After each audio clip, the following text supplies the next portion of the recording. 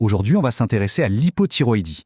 C'est une condition qui est souvent très discrète, mais qui pourrait bien être la réponse à toute une série de petits maux du quotidien. Alors, rentrons direct dans le vif du sujet.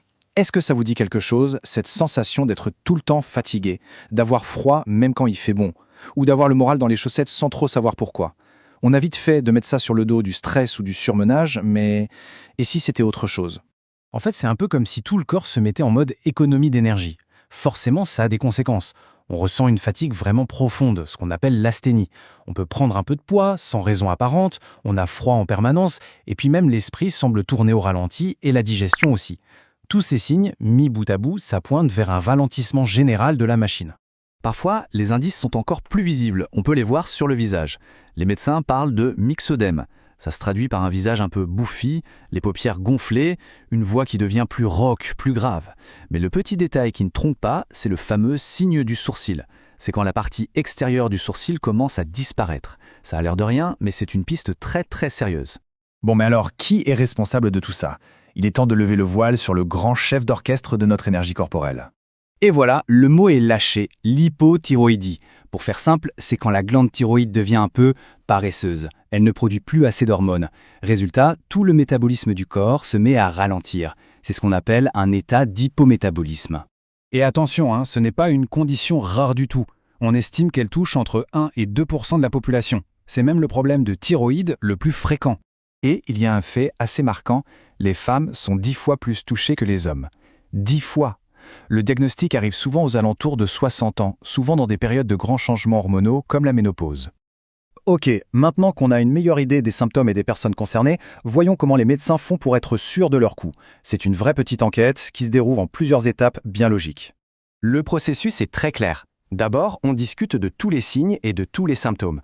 Ensuite, pour en avoir le cœur net, il y a une étape clé, une simple prise de sang. Et si le diagnostic se confirme, l'enquête ne s'arrête pas là. Il faut trouver la cause du problème.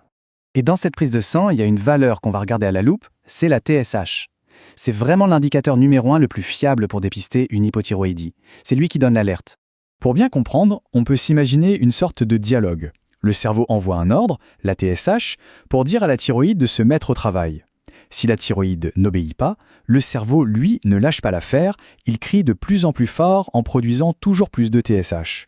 Du coup, le taux de TSH grimpe en flèche. Mais pendant ce temps, le taux de l'hormone active, la T4L, reste désespérément bas. C'est ce grand écart qui confirme le diagnostic. D'accord, on a le diagnostic. Mais la vraie question, c'est pourquoi? Pourquoi est-ce que cette petite glande si importante se met tout d'un coup à ne plus faire son travail? C'est ce qu'on va voir. Dans la très très grande majorité des cas, 99% pour être précis, le problème vient directement de la thyroïde. On parle d'hypothyroïdie primaire. Les cas où le souci viendrait du centre de commande, dans le cerveau, sont extrêmement rares. Et la cause numéro 1 de ce problème, c'est un phénomène assez fou, l'auto-immunité. En gros, c'est comme si le système de défense du corps se trompait de cible. Au lieu de s'attaquer à des virus, il se met à attaquer la propre thyroïde de l'organisme. Cette attaque auto-immune peut se manifester de deux manières. Soit la thyroïde se défend et grossit, c'est la fameuse thyroïdite de Hashimoto, soit au contraire, elle s'épuise et finit par rétrécir. Après, bien sûr, il existe d'autres causes, comme les suites d'une opération ou la prise de certains médicaments, mais l'auto-immunité, c'est vraiment le scénario le plus courant. Allez, passons maintenant à la partie la plus positive, les solutions. Comment est-ce qu'on fait pour relancer la machine et retrouver l'équilibre? La très bonne nouvelle, c'est que le traitement est à la fois très simple et incroyablement efficace. Alors oui, c'est souvent un traitement qu'on doit suivre toute sa vie, mais la promesse, c'est de retrouver une qualité de vie tout à fait normale. La solution est finalement assez logique. Puisque le corps ne fabrique plus assez d'hormones thyroïdiennes, eh bien, on va lui en donner. Le traitement, c'est un simple comprimé de lévothyroxine à prendre tous les jours pour compenser ce que la thyroïde ne produit plus. Et le but, ce n'est pas juste de corriger les chiffres sur une prise de sang. Le but, c'est de faire disparaître tous les symptômes, de retrouver son énergie, d'éviter d'éventuelles complications et surtout de se sentir bien sur le long terme. C'est un vrai retour à la normale. En conclusion, on peut se poser cette question.